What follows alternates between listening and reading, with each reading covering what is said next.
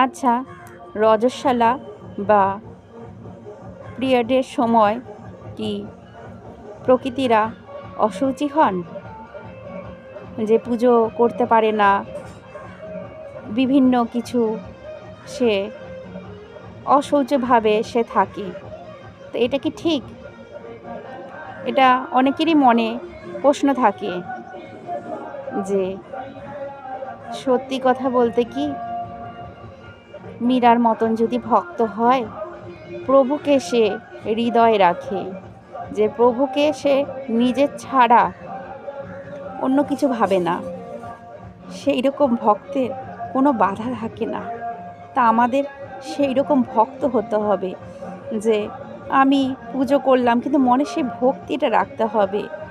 আর ওই সময় যে অশৌচ বলে যে রান্না করবে না, এটা করবে না, ওটা করবে না, এটা বলার কারণ হচ্ছে গিয়ে ওই সময় খুব পেটে পেইন হয়, ওই সময়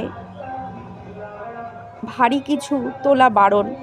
যার জন্যই কি বলেছে আগেকার মানুষ, যে তোমরা রান্না বান্না করবে না, তাহলে কি ওই কয়টা দিন মানে রেস্টের জন্য রাখা হয়।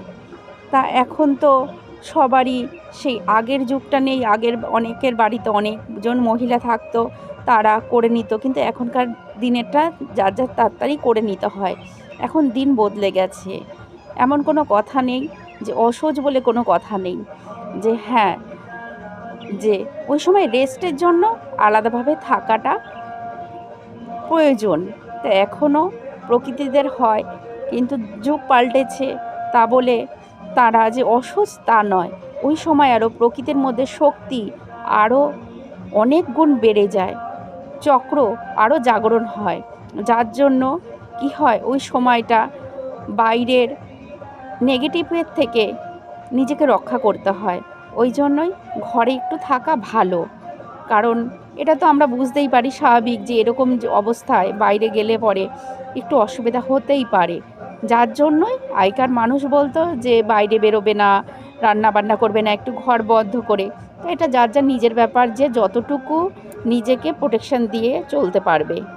গাছে যেরকম ফুল ফোটে, আমরা ফুলটি কী করি, প্রভুর সেবায় দিই, সেরকমও মানুষের ওই সময় ওই রকম। তা বলে কি সেই ফুলটা যে হয়েছে, তা ওই জন্য ঠাকুরকে